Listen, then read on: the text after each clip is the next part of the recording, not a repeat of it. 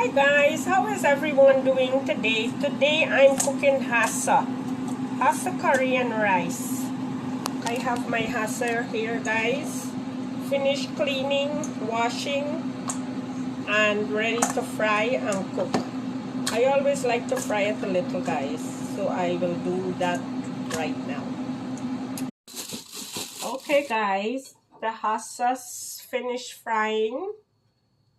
Ready to cook now. So I have tomatoes, mangoes, okra, and I have some saigon here that I have to clean it. So let's start guys.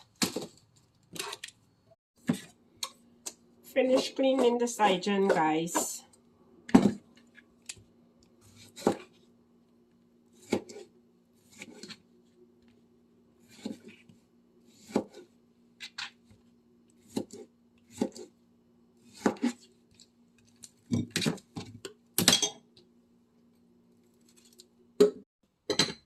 Okay guys, this is my curry paste.